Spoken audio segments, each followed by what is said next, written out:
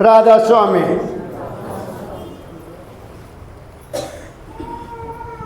प्यारे सत्संगियों, मेरी बात को गौर से सुनो।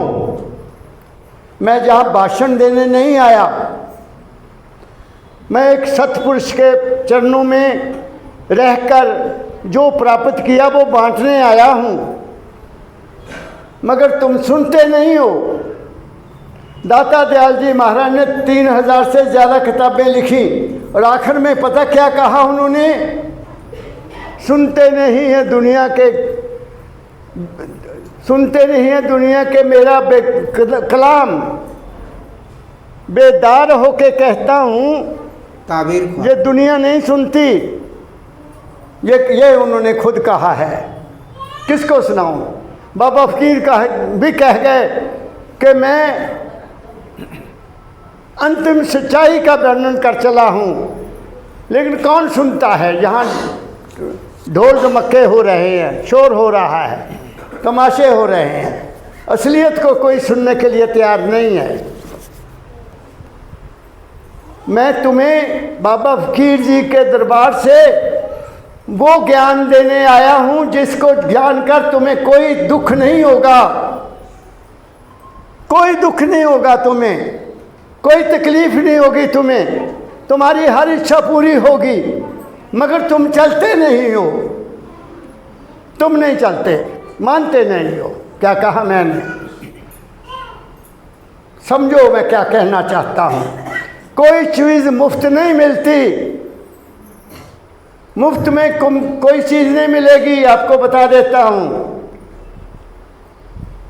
दाता दयाल जी महाराज से एक दफ़ा हजूर आनंदराव जी महाराज ने पूछा कि महाराज जी, जब हम आपके पास आते हैं तो क्या लाया करें? हम खाली हाथ नहीं आना चाहते। दाता दयाल जी महाराज को बाबा फकीर ने हमें बताया, तो महाराज जी ने कहा अच्छा आपकी इच्छा है तो ज़्यादा नहीं, पतासे ले आया करो, 5 पतासे, जानते हैं ना, खांड के बने हुए होते हैं, वो ले आया करो। क्या कहा? संत को कुछ नहीं चाहिए तुम्हारा, वो खुद भरपूर होता है, उसको कोई इच्छा नहीं होती। मगर समाज है, परंपरा है, एक विधि है, एक संस्कार है, उसको जरूर पूरा करना चाहिए। कभी खाली हाथ मत जाओ किसी के पास, खाली जाकर फिर कुछ मांगते हो, खाली गए हो खाली लेकर आओगे। मैं आपको बता देता हूँ, आज मैं एक शब्द सुना रहा हूँ आपको। मेरे सतगुरु बाबा फकीर जी महाराज के पिताजी रिटायर होकर आ गए गांव में। जब आदमी अपने गांव से या अपने परिवार से या अपने शहर से या अपने मोहल्ले से काफ़ी साल बाहर रहे और वापस आकर वहीं ठहरना चाहे तो लोगों को अच्छा नहीं लगता, वो उसके लिए प्रॉब्लम पैदा करते हैं। ऐसे ही दाता दयाल जी महाराज के, परम दयाल जी महाराज के पिताजी जब गांव आए तो लोगों ने उनकी ज़मीन ही कब्जे की हुई थी। कई साल के बाद नौकरी करके आए तो पिताजी ने, महाराज जी के पिताजी ने बाबा फकीर जी महाराज जी को पत्र लिखा कि बेटा मैं यहाँ आया हूँ, मुझे ये तंग करते हैं, वो तंग करते हैं, वो तंग करते हैं। महाराज जी ने एक पत्र दाता दयाल जी को लिखा और अपने पिता का पत्र भी उनको भेज दिया। आपने कुछ नहीं कहा, महाराज जी के पास, दाता दयाल के पास पत्र भेज दिया। दाता दयाल जी महाराज ने उनके पत्र का उत्तर दिया, वो सुनाना चाहता हूँ आपको। दाता दयाल जी महाराज ने जो मेरे सतगुरु बाबा फकीर जी को पत्र का उत्तर दिया, वो शब्द है, और महाराज जी ने हमें ये सुनाया हुआ है कि ये दाता का पत्र मुझे है, वो मैं आपको सुनाना चाहता हूँ। और इसको समझने की कोशिश करना, ये इंसान के दुखों के सारे भ्रम दूर कर देता है। क्या कहा मैंने? पढ़ो शब्द, कोई सुख दुख का नहीं दाता, तेरी है ये भूल सब। सुख दुख का दाता कोई नहीं है, तुम ही सुख दुख के मालिक हो। मैं साबित कर दूंगा आज अभी तुम दुखी क्यों होते हो, बीमारियां तुम्हें क्यों लगती हैं। कारण है तुम्हें रहना नहीं आता, तुम्हें खाना नहीं आता, तुम बंद कमरों में सोते हो। मैं जहाँ बैठा हूँ ताकियाँ खोल दी, मैं नहीं बंद कमरों में बैठ नहीं सकता। तुम्हारे सांस आ रहा है सबको, वो सांस यहीं रह जाएगा, वो सांस मुझे भी मिलेगा, एक दूसरे को सांस मिलेगा कि नहीं मिलेगा। अब ये इधर से हवा इधर चली गई, मैं अकेला बच गया। बंद कमरों में एक दूसरे को सांस मिलता है और सांस के साथ बीमारी जाती है। जान लो मैं आपको क्या कह रहा हूँ। अब सुनना, पहले सुनो। कोई नहीं दुख सुख का दाता, कोई नहीं दुख सुख का दाता, तेरी है भूल सब। तू भूल गया है, कुदरत ने हमें पूर्ण पैदा किया है। कुदरत ने इंसान के शरीर को, उर्दू के लिखने वालों ने लिखा अशरफ मखलूकात। हमारे शास्त्र कहते हैं नर नरैनी दे, इसमें नारायण रहता है। नर नरैनी दे। मैंने हजूर बाबा चरण सिंह जी महाराज ब्यास वालों का सत्संग सुना हुआ है। होशियारपुर आए थे एक बार, उन्होंने कहा इंसान की the top of the creation, top, इससे बाद कोई चीज़ पैदा नहीं हुई।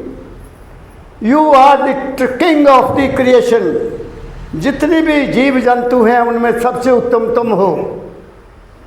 जितना भी ज़मीन में, ऊपर नीचे, सागर में, सब जीवों से तुम उत्तम हो। और शास्त्र तो ये कहते हैं कि कर्ता पुरुष ने इंसान को अपने रूप में बनाया, ये कहा है। तुम उसके रूप हो, क्योंकि तुम्हारे अंदर वो बैठा है, मगर तुम समझते नहीं हो। तुम्हें सत्संग नहीं मिला, ये मिला भी तुम्हें, तुमने उसको समझा नहीं। बस सुबह कहा था ना, इधर से सुना इधर निकाल दिया। वो मंदिर से बाहर जाएंगे सब कुछ भूल जाएंगे। क्या कहा मैंने? कैसे हैं आप सुख दुख के मालिक, कैसे हैं? पढ़ो। कोई नहीं दुख सुख का दाता, तेरी है ये भूल सब। हाँ। कर्म अपने अपने करते हैं, कर्म अपने अपने करते हैं, अनुकूल और प्रतिकूल सब। ऐ इंसान, तेरा ही कर्म तेरे लिए सुख का कारण है और तेरे ही कर्म तेरे लिए दुख का कारण है। साबित कर देता हूँ आपको। तुम्हारे लिए ईश्वर ने, तुम्हारे लिए उस कर्ता पुरुष ने, उस माल के कुल ने ये धरती माँ, इसमें से तुम्हारे लिए हर चीज़ पैदा की है। बढ़िया से बढ़िया फल, बढ़िया से बढ़िया खाद्य पदार्थ खाने के लिए, बढ़िया से बढ़िया आपके लिए सब्जियां पैदा की हैं। मगर क्या आप उन पर डिपेंड करते हो? जो आदमी ज़मीन से पैदा हुई वस्तु खाएगा, ज़मीन से पैदा हुआ पानी पिएगा और वो कभी बीमार नहीं हो सकता। लिख लो, मेरा वचन लिख लो। हम ज़मीन से पैदा हुई चीज़ तो खाते ही नहीं हैं। अगर खाते भी हो तो उसका रूप ही बदल देते हैं, उसका रूप बदल देते हैं। ऐसा नहीं, स्वाद नहीं बना ऐसे बनाओ, स्वाद नहीं बना ऐसे बनाओ। लाओ बाज़ार से तेल, रिफाइंड ऑयल ले आओ, अब वनस्पति घी ले आओ, वो खाओ, ये खाओ, वो खाओ। तुम्हारे लिए शरीर बना नहीं है। तुम्हारे लिए सात्विक भोजन में मिलेगा। सात्विक भोजन, जो बोतलों का पानी पीते हैं, रंगदार पानी पीते हैं, वो अपने शरीर के लिए बीमारी पैदा करते हैं। जो ज़्यादा तली हुई चीज़ें खाते हैं, ज़्यादा मिर्च मसाले वाली चीज़ें खाते हैं, बहुत मिक्स खाते हैं, वो भी बीमारी लेते हैं। हम एक खाने में पता नहीं क्या क्या खाते हैं। एक खाने में मेरा असूल क्या है? 2 फुलके एक दाल, अभी खाया दोपहरे, 2 फुलके एक दाल, बाकी शौक ही नहीं है। क्योंकि पता लग गया लिवर, जो हमारा लिवर है वो कितनी चीज़ों को पचाएगा। कोई चीज़ जल्दी पचती है, कोई चीज़ देर से पचती है, कोई चीज़ टाइम लेती पचने के लिए। तुम ये भी खाओ, वो भी खाओ, वो भी खाओ, ये खाना नहीं है। ये सिर्फ जीभ का स्वाद है। बी सिंपल, याद रखो, बी सिंपल। फल खाओ, कोई नुकसान नहीं है। तली हुई चीज़ें मत खाओ, कोई नुकसान नहीं। हाँ, कभी हुआ ब्याह शादी हुआ तो कोई बात नहीं, खाना पड़ता है, थोड़ा खा लो।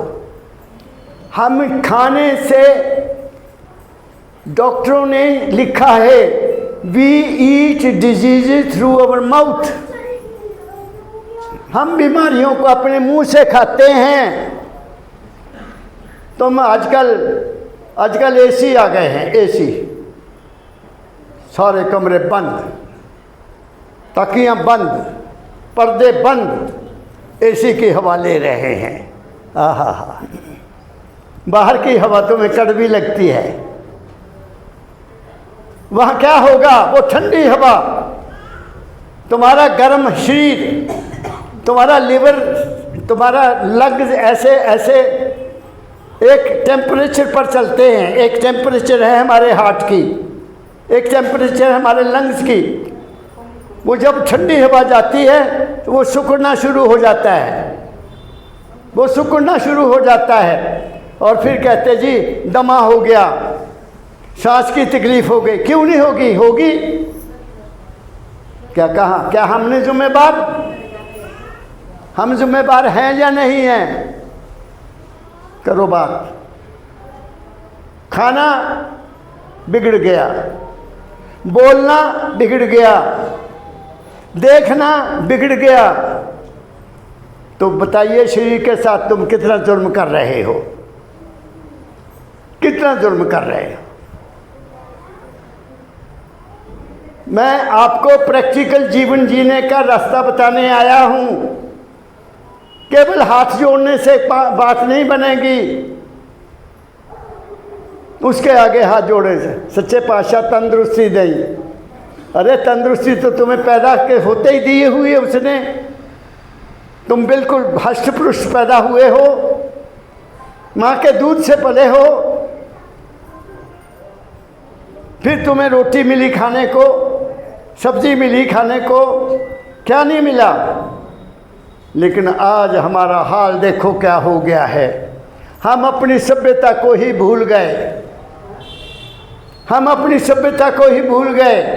इसलिए ऐ इंसान, तेरी खुराक, तेरा खाना, जो जैसा खाइए अन्न वैसा बने मन। जैसा भोजन खाओगे तुम्हारा मन भी वैसा ही बनेगा। सिंपल खाओगे मन शुद्ध होगा, फिर मालिक को याद कर सकोगे। ज़्यादा खा के बैठोगे तुम भजन कर ही नहीं सकते, तुम्हें गनूदगी आएगी, नींद आएगी, सो जाओगे। बड़ा नींद में बड़ा मज़ा आता है। क्या कहा मैंने? इसलिए मेरी बात को पकड़ो बच्चों, अपने जीवन को बदल दो। इस जो लहर चली हुई इस वक्त मेरे देश में, खाने की, पीने की, पहनने की, ये सब बर्बादी का कारण है। टीवी चल रहा है, तुम खाना खा रहे हो, वो खाना तुम्हारा टीवी खा जाएगा। जो भी काम करो, एक काम करो, ध्यान से करो। टीवी देखो, मैं बुरा नहीं मानता, देखो, लेकिन कोई अच्छी चीज़ देखो जिससे जीवन बने। ये क्या नाच तमाशे क्या हैं? कुछ नहीं है। क्या कहा मैंने? इसलिए दाता ने लिख दिया, तेरी भूल है, कर्म है, कर्म खाने में है, कर्म सोचने में है। अब मैं बताता हूँ कर्म कितने हैं। 3 कर्म हैं। सुबह भी मैंने बताया था, दाता का एक शब्द सुनाया था तुम्हें मैंने, कौलो ख्याल कर्तव्य सुनाया ना सुबह। ख्याल मन चित्त, मन वचन और चित्त, मन वचन और कर्म 3 चीज़ें हैं। मन वचन कर्म, ये हमारा जीवन है। मन में ख्याल आता है, हम कर्म करते हैं। मन में ख्याल आता है, हमारा हाथ उठता है। मन में ख्याल आता है, हम खाना खाते हैं। बात समझ गए कि नहीं? एक है ख्याल। परमदयाल जी महाराज ने फरमाया कि ख्याल कभी नष्ट नहीं होता। जो भी तुम सोचते हो वो ब्रह्मांड में जाता है। जो भी सोचते हो वो नष्ट नहीं होता। अगर तुम चिंता करते हो हर वक्त तो चिंता ऊपर है, वहाँ से चिंता ही वापस तुम्हारे पास आएगी, तुम बच नहीं सकते। तुम खुशी रहते हो, खुशी, और खुशी ऊपर जाएगी, तुम्हारे लिए खुशी अच्छी आएगी। तुम्हारे विचार अच्छे हैं, सबका भला हो, वो ऊपर जाएगा, तुम्हारा भी भला होगा, दूसरों का भी भला होगा। बात को पकड़ो, मैं क्या कहता हूँ। पहले अपने मन की देखभाल करो। जैसे मुझे मेरे दाता ने बता दिया, जैसे सुबह मैंने बताया, मेरा ख्याल ही बदल गया। मुझे जो मर्जी को कहे, मेरी चुगली करे, निंदा करे, बुरा कहे, मैं खुश रहता हूँ।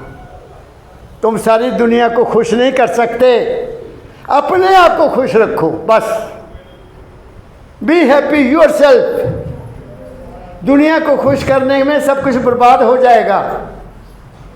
एक कहानी सुनी मैंने, बाप बेटा जा रहे हैं, उनके पास घोड़ा है। बेटे की उम्र 10 साल होगी, बाप की उम्र 40 साल थी। तुरे जा रहे हैं, एक रास्ते में मिल गए, ले और देखो पागल और बुढ़ा भी घोड़े के साथ चला हुआ है, अपने छोटे लड़के को भी बिठाया। अरे भाई तू लड़के को तो घोड़े पर बिठा ले, उसको कहा। उसने कहा अच्छा बच्चा तू घोड़े पर बैठ जा। घोड़े पर बैठ जा। घोड़ा चल पड़ा, थोड़ा दूर आगे गया। आगे जाते कहते हैं ले देख मुंडा बड़ा सोहना चल सकता, उन्होंने घोड़े ते बिठा लिया, बुढ़ा बेचारा थल्ले तुरया है। लड़का कहता पापा आप भी घोड़े पर आ जाओ। वो दोए चढ़ गए।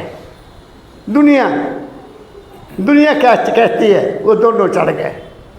जा रहे हैं, खुश हैं। बाप आगे बैठा है, बेटा पीछे बैठा है। घोड़ा बड़े आराम से चल रहा है।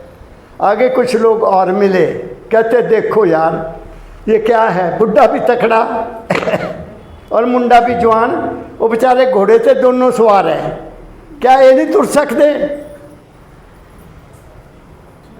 बाबा कहता बेटा उतर जा, तू भी उतर जा, मैं भी उतर जाना। एक घोड़ा ही प्रॉब्लम है इसको छोड़ दे। किसको खुश करोगे? घोड़े को छोड़ दो, तब खुश होगी दुनिया। क्या कहा मैंने? बात समझ रहे हो कि नहीं? तुम जो कुछ भी मर्जी करो, दुनिया उंगली उठाएगी। क्या कह रहा हूं मैं? तुम बच्चे की शादी पर ज़्यादा पैसा खर्च कर दो तो भी दुनिया तुम्हें नहीं छोड़ेगी। बथेरा पैसा कोल कमाया, नहीं कमाओगे, नहीं खिलाओगे, वो इतना पैसा है, इसने किसी को अच्छी रोटी भी नहीं दी, तब भी तुम्हें उनको नहीं छोड़ेंगे। देख लो क्या होता है। होता कि नहीं होता? होता है। दुनिया को खुश नहीं करना है, अपने आप को खुश करना है। और अपने आप को खुश करने के लिए अपना कर्म ठीक करना है। पहले ख्याल कब पैदा होता है? जैसा हम खाते हैं। तुम सिंपल खाना खाओ, तुम्हारा मन बड़ा ही हल्का रहेगा, एकदम तुम्हारा मन खुश हो जाएगा। ज़्यादा खाओगे खरोटे मारोगे। क्या कहा मैंने? गलत खाओगे कब्ज़ हो जाएगी।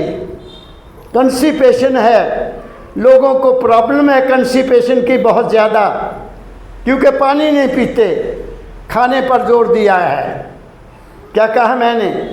पानी तुम्हारी ज़िंदगी है, भोजन तुम्हारी ज़िंदगी है, दोनों को ठीक करो। कोका कोला तुम्हारी प्यास नहीं मिटाएगा, पेप्सी तुम्हारा प्यास नहीं बुझाएगा, प्यास पानी ने बुझानी है। क्या कहा मैंने? इसलिए बचना चाहते हो बीमारियों से, सिंपल खुले कमरों में सो। यहाँ तो गर्मी सर्दी है ही नहीं, हमारे सर्दी बहुत ज़्यादा होती है और मैं तो फिर भी ताकी खोल के सोता हूँ। क्या कहा मैंने? बंद कमरों में सोना बंद करो, हवा लगने दो, ये हवा तुम्हारे लिए चलती है। सुबह उठो, बाहर 10 मिनट लंबे सांस लो, कभी तुम्हें दिल की बीमारी, ये हार्ट की बीमारी या लंग्स की बीमारी नहीं होगी। क्या कहा मैंने? आगे पढ़ो। कर्म की प्रधानता की, कर्म की प्रधानता की, क्या नहीं तुझे को समझे। कर्म प्रधान विश्व कर रखा, जो जस कीन तैसो फल चाखा। कर्म प्रधान है, जैसा करोगे वैसा फल पाओगे। आज मैंगो का फल पैदा करोगे, आम खाने को मिलेंगे। बबूल कांटे वाले दरख्त लगाएंगे तो कांटे मिलेंगे। ऐसे ही ख्याल है, ऐसे ही हमारा विचार है। अच्छे विचार रखोगे सबके लिए, कभी किसी की बुराई मत देखो। तुम बुराई देखोगे तुम बुरे हो जाओगे। कभी किसी की निंदा मत करो कि ये बहुत ठीक आदमी नहीं है, वो बुराई तुम्हारे में आ जाएगी। सबको अच्छी नज़र से देखो। अव्वल तो देखने की ज़रूरत क्या है? अपने आप को देखो। तुम अपने आप को देखो, तुम क्या हो? दुनिया का जायज़ा क्या ले रहे हो? तुम कहाँ खड़े हो?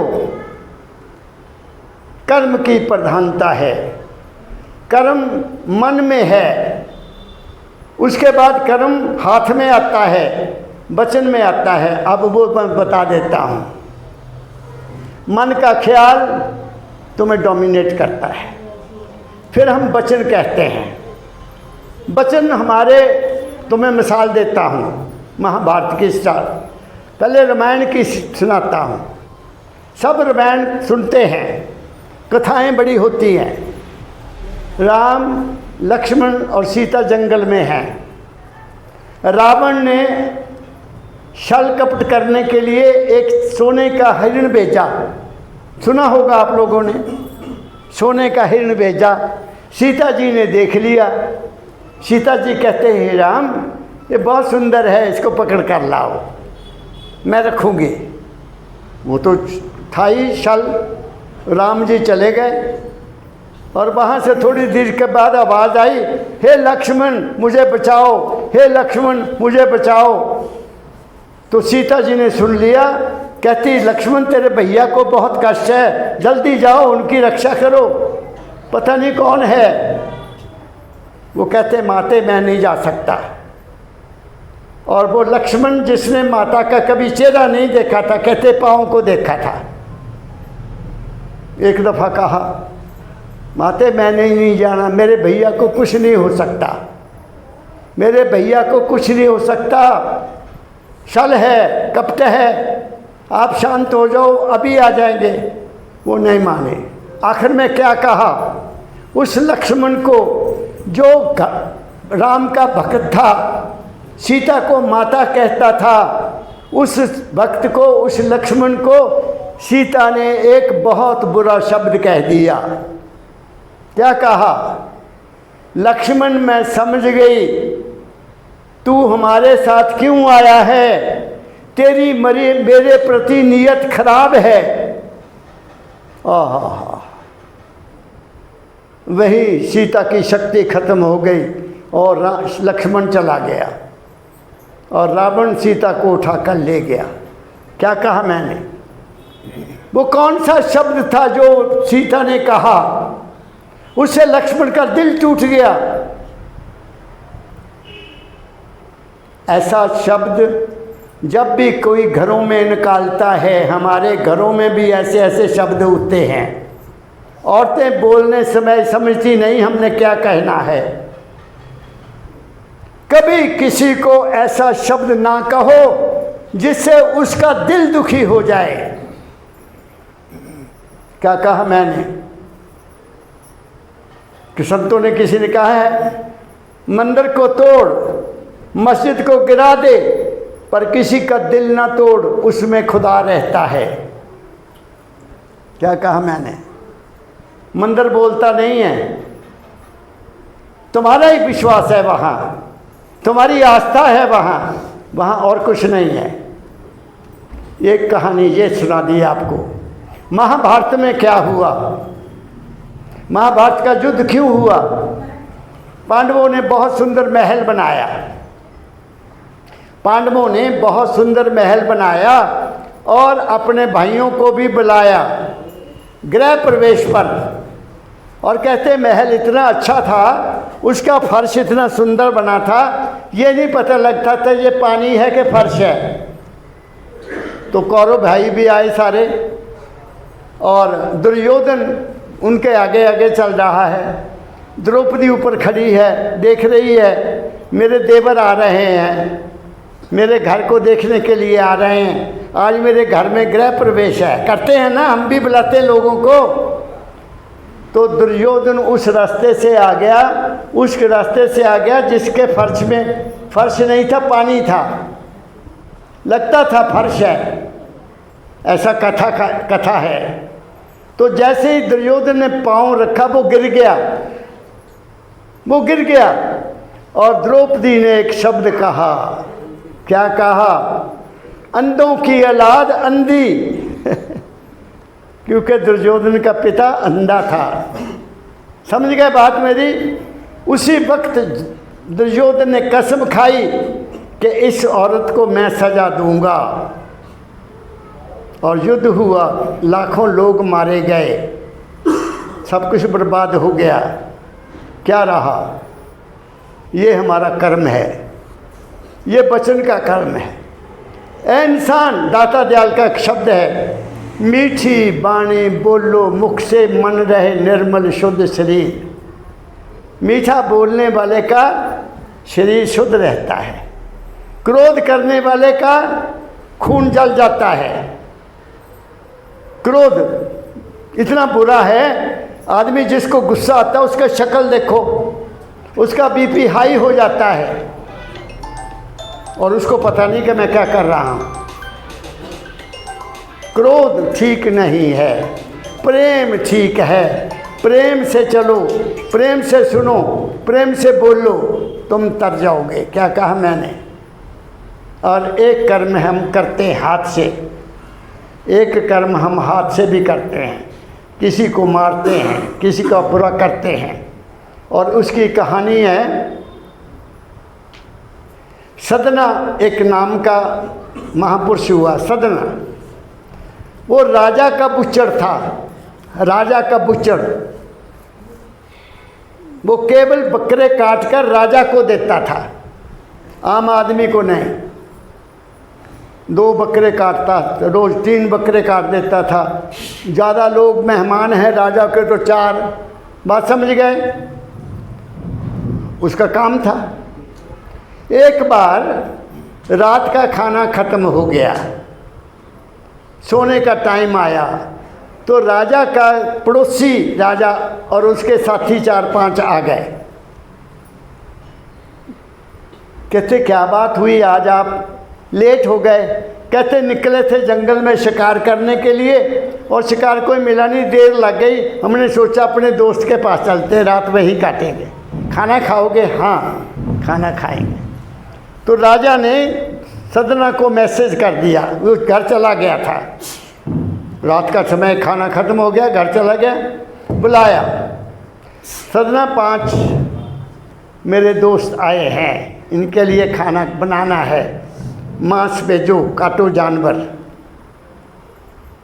अब सदना का विचार में पड़ गया, तलवार उठाई, अपने बाड़े में गया, बाड़े में जाकर देखता है कि बकरे तो सब मेरे बहुत बड़े बड़े हैं। अब मैं उसको चाहिए 5 किलो 10 किलो, तो वहाँ तो ये 20-20 25-25 किलो के हैं। तो सोचा एक बकरे की टांग काट लेता हूँ, टांग काफ़ी है उनके लिए, 5 किलो हो जाएगी। उसने टांग पकड़ी, बकरे को काटने लगा। कहते हैं, कथा है, सच्ची है, बकरा बोला, हंसा, बकरा हंसा, सदना पीछे हट गया। बकरे ने उसको कहा, सदना आज तू नवा काम करने लगा है, ना जाने कब से तू मेरा सिर काट रहा है, मैं तेरा सिर काट रहा हूँ। आज तू मेरी टांग काट रहा है, मैं भी अगले जन्म में तेरी टांग काटूंगा। ये बिल्कुल अटल बात है, ये बिल्कुल सत्य बात है। कोई बच नहीं सकता कर्म से। कर्म जो जो करेगा अंत में भोगना पड़ना। कर्म गति टारे नहीं टरे। दान कर लो, पुण्य कर लो, जो मर्जी कर लो, कोई संत भी तुम्हारा कर्म नहीं काट सकता। संत की एक महिमा है कि हमें वो कर्म के क्षेत्र से आगे भेज देते हैं, हमारे ऊपर कर्म नहीं काम करता। वो भी मैं बता देता हूँ, बात समझ रहे हैं मैं मेरी। तो सदना ने तलवार फेंक दी, कहता महाराज फांसी दे दो, मुझे फांसी दे दो, मैं बकरे की जान नहीं ले सकता। और साधु हो गया। क्या कहा मैंने? कर्म से बचना चाहते हो तो कर्म की दुनिया से आगे निकल जाओ। सुनना मेरी बात को ध्यान से, कुछ देना चाहता हूं। तुम पूजा करते हो, करो, बड़ी अच्छी बात है। दिया जलाते हैं, धूप जलाते हैं और ऐसे भगवान को मानते हैं। हमारा ये प्रार्थना शरीर से हुई है, शरीर से, शरीर ने किया ना। तो शरीर की कितनी सीमा है? शरीर कितना बड़ा है? जितना शरीर बड़ा है वो तो आपकी आरती वहाँ तक पहुँचेगी, उससे आगे नहीं जा सकते। क्या कहा मैंने? बात को पकड़ने की कोशिश करो। फिर हम कोई मंत्र पढ़ते हैं मन से कुछ मंत्र पढ़ते हैं, या कोई किताब पढ़ते हैं, या कोई पाठ करते हैं। मन की सीमा कितनी है? मन का दायरा कितना है? जो मन ने देखा, मन केवल वहाँ तक जाता है। जो मन ने सुना, मन केवल वहाँ तक जाता है। मन ने जो खाया उसको उसका टेस्ट पता है, बाकी मन को कुछ नहीं पता। जैसे मिसाल देता हूँ, जिन्होंने मुझे कभी नहीं देखा, आज देखा तो मेरा शक्ल आपके मन में आ गया। जब भी कभी कोई बात करोगे मेरा रूप तुम्हारे नज़र आ जाएगा, क्योंकि आपने मुझे पहली दफ़ा देखा। जो नहीं देखा वहाँ मन नहीं जाता, तो तुम्हारा मन भगवान के पास कैसे पहुँचेगा? नहीं पहुँच सकता। इसलिए संतों ने कहा कि मन और बुद्धि से इस संसार में खूब तरक्की करो और थक जाओ। जब तुम थक जाते हो तो फिर क्या होता है? तुम्हें नींद आती है कि नहीं आती? जिसको नींद नहीं आती वो मन में है। नींद में मन नहीं है। अगर मन है तो तुम सपना देख रहे हो। सुनो मैं क्या कह रहा हूँ। तुम रात को सो जाते हो, सोने के बाद तुम सपना देखते हो, सपने में तुम्हें पता लगता है कि मैं सपने में हूँ। तुम सपने में खाते भी हो, तुम सपने में पीते भी हो, सपने में बातें भी करते हो, सपने में सारे काम करते हो, लेकिन शरीर तो पड़ा हुआ है। क्या कहा मैंने? वो शरीर दुनिया बनाता है, वो शरीर तुम्हारी दुनिया, वो मन दुनिया बनाता है। सपना भी एक दुनिया है और जागृत भी एक दुनिया है। जब तुम दोनों से परे चले जाओगे वहाँ तुम्हारा मन नहीं है। इसलिए कबीर ने कहा, मन तू थकत थकत थक जा। ये मन मेरे, तू इतना थक जा कि तेरी कोई इच्छा ना रहे। इच्छा ही हमें वापस लाती है, अटैचमेंट हमें वापस लाती है। हाय मेरा वो है, हाय मेरा वो है, मेरा वो है। तुम अटैचमेंट पे होते हो, मन में फंसे हुए हो, इसलिए मन से निकलना है। और निकलने के लिए संतों ने क्या कहा? सत्संग, सतगुरु और सतनाम। किसी सतपुरुष के पास बैठो, उनसे हिदायत लो, उनसे वचन लो, उस वचन पर चलो, तुम्हारा कल्याण हो जाएगा। क्या कहा मैंने? फिर उसके बाद क्या है? साधन करो, सिमरन करो, ध्यान करो, तुम वहाँ पहुँच जाओगे। ये है संत मत की दुनिया। तुम्हारी दुनिया अपने आप ठीक हो जाएगी, बिल्कुल ठीक होगी। जब तुम उसके साथ जुड़ गए, मन से परे होकर उसके साथ जुड़ गए, तो तुम्हारी इच्छा अपने आप पूरी होगी। करके देख लो। क्या कहा मैंने? पढ़ो आगे। कर्म की प्रधानता की क्या नहीं तुझको समझे। हाँ। कर्म से आनंद है और कर्म ही है सूल सब। कर्म से सुख है और कर्म से दुख है। मिसाल दे देता हूँ आपको। मैं हजूर बाबा फ़कीर महाराज जी के चरणों के बैठकर उनके ज्ञान के मुताबिक मैं कर्म को देखना भी चाहता हूँ कि मेरा देखना भी मेरा कर्म है, मेरा देखना भी मेरा कर्म है, मेरा सुनना भी कर्म है और मेरा खाना भी कर्म है। क्या कहा मैंने? दाता ने फरमाया, जैसे मैंने सुबह कहा, परमदयाल जी महाराज ने कहा, ये आँख है आपकी आँख, इस आँख से तुम देखते हो, अपनी बीवी को देखते हो, तुम्हारे मन में ख्याल और है। तुम बेटी को देखते हो, ख्याल और है। अपनी पत्नी को देखते हो, ख्याल और है। और जब किसी पराई स्त्री को देखते हो तो तुम्हारा मन में क्या होता है? वो तुम्हारा कर्म बनता है। मन में हलचल हो जाती है कि नहीं? विचार करो। इसलिए पराई स्त्री को अपनी बहन मान लो, माता मान लो, बच्ची मान लो, तुम्हारा मन विचलित नहीं होगा। लेकिन क्योंकि तुम्हारा खाना ठीक नहीं है, तुम्हारा खाना सात्विक नहीं है, तुम्हारा खाना राजसिक है या तामसिक है, तुम्हारा मन कभी शुद्ध नहीं हो सकता। क्या कहा मैंने? या तुम बुरी संगत में जाते हो, बुरी बुरी बातें सुनते हो और उसका असर तुम्हारे मन पर रहता है, तुम उसके मुताबिक कर्म करने के लिए मजबूर हो जाते हो। ये सूक्ष्म ज्ञान है। समझो तर जाओगे, ना समझो तुम्हारी मौज है। क्या कहा मैंने? कहाँ है दुख? दुख तुम्हारे खाने में है, दुख तुम्हारे देखने में है। तुम स्वप्न लोगे, बहुत सुंदर स्त्री देखी यार, कितनी सुंदर थी, मैंने कभी नहीं देखी। अरे तेरा दिमाग खराब हो गया है। सुंदरता तो भगवान ने दी है, वो तो कभी मान नहीं करती कि मैं बहुत सुंदर हूँ।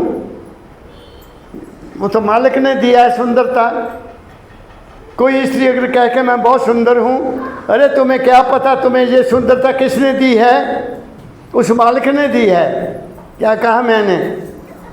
तुमने क्या किया है बताओ? तुमने शरीर का कदर नहीं किया। तुमने इस मंदिर का, ये मंदिर है, मन मंदिर तन बेस कलंदर, गट ही पी तीर्थ नहावे अंदर नहाओ अंदर। तुम्हारे अंदर सब कुछ है। क्या है सब कुछ बता देता हूं।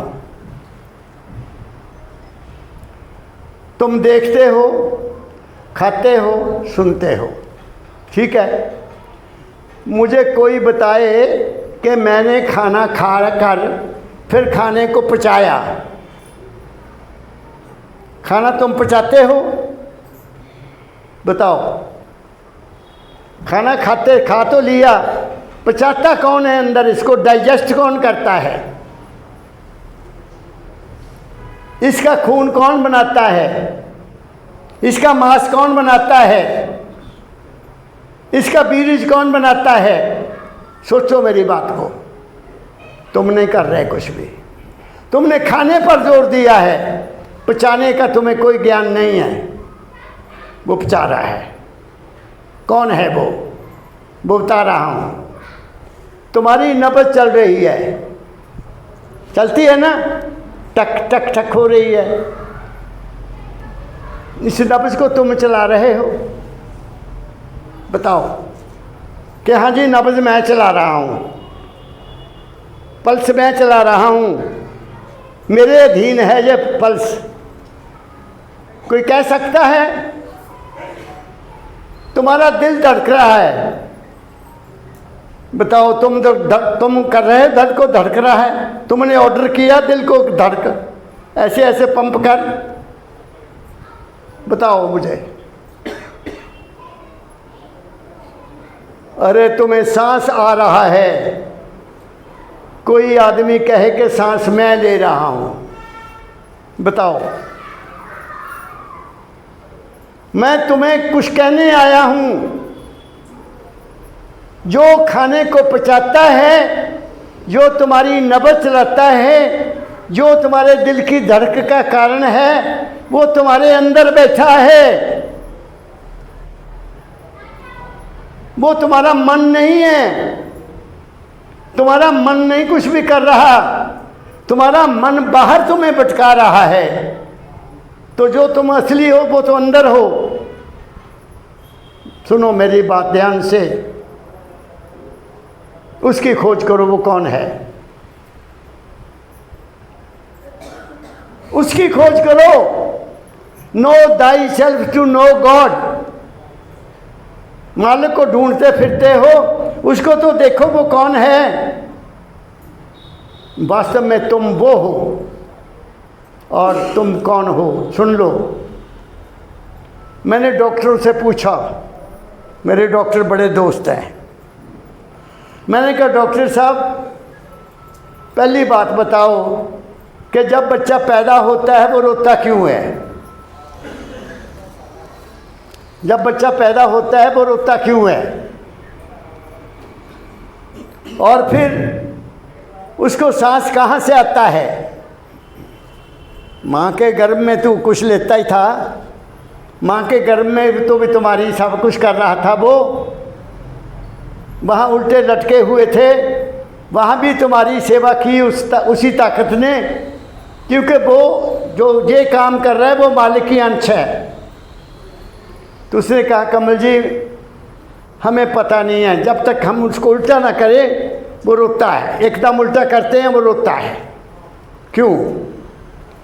9 महीने वो ताकत जो हरकत मालिक थी वो यहाँ थी।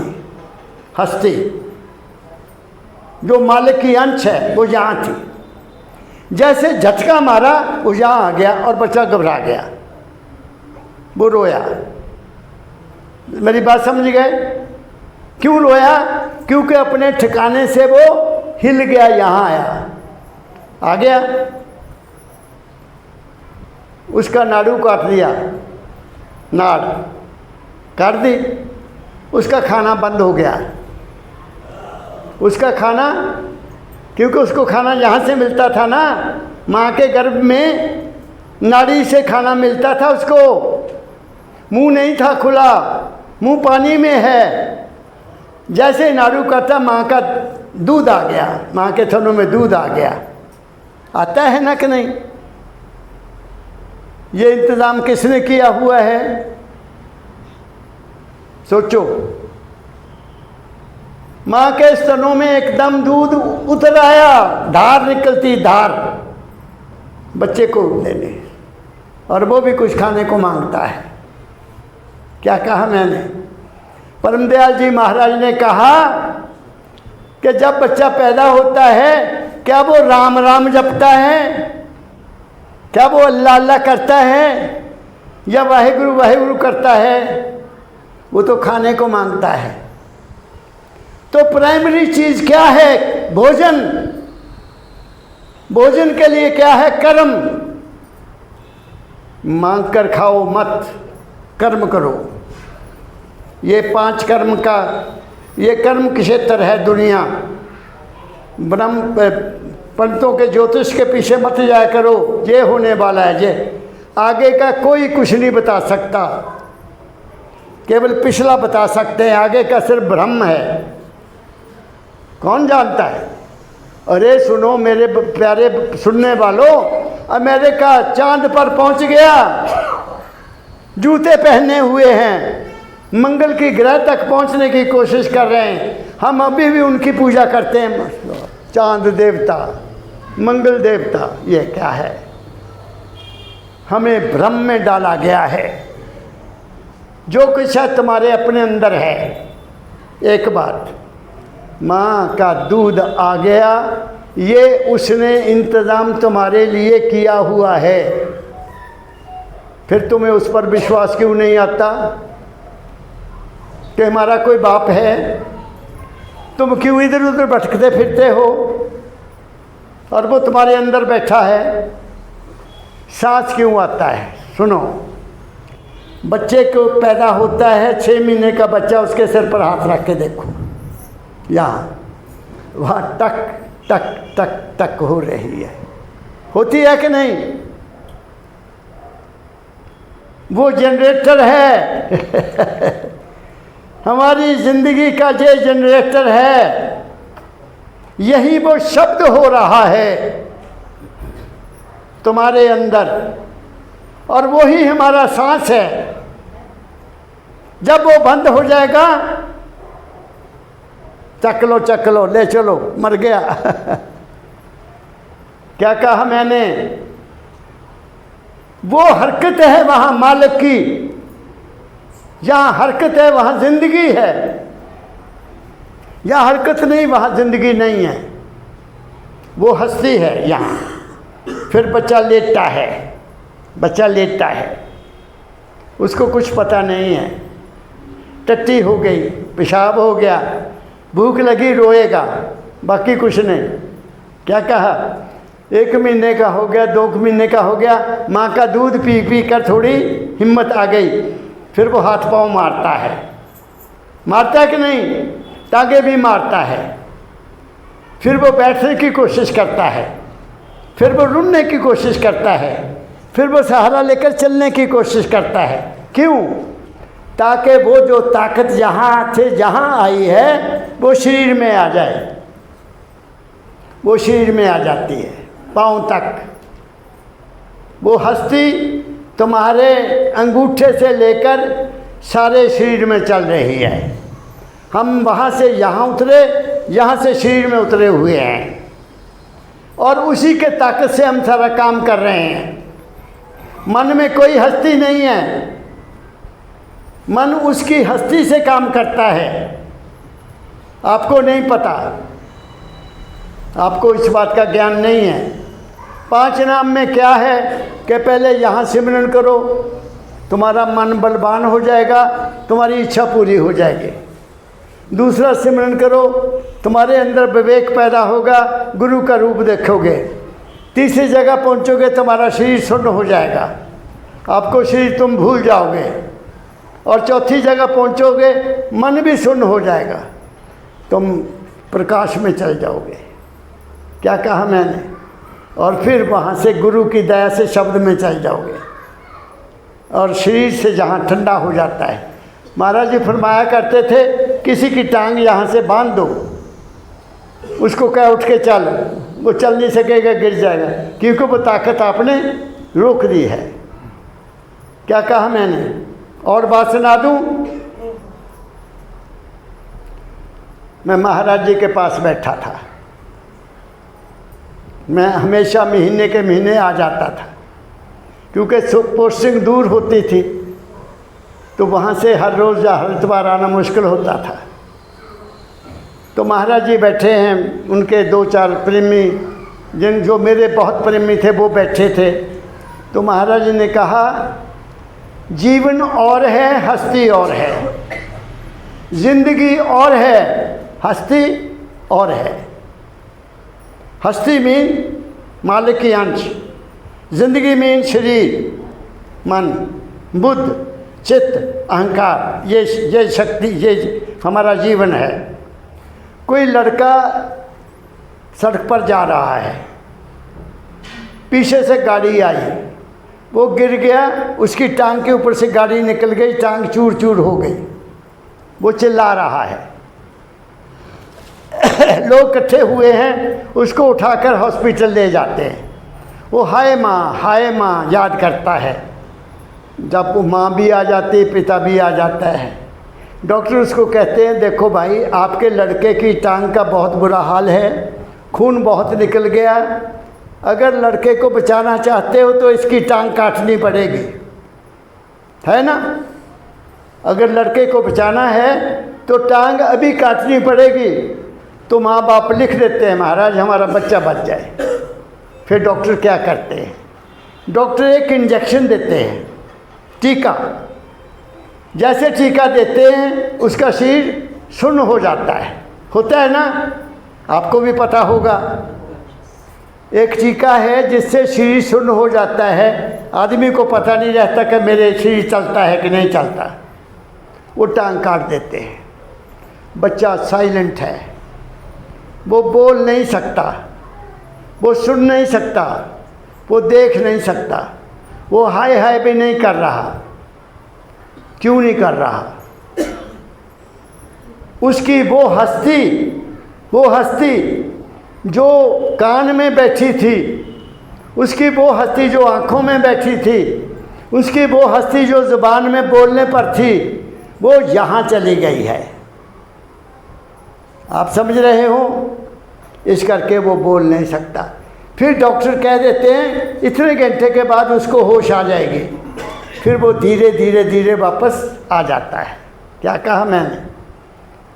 तो शरीर हस्ती से चल रहा है, तुम्हारी कोई ताकत नहीं है। दाता दयाल जी महाराज अपने स्कूल जा रहे थे।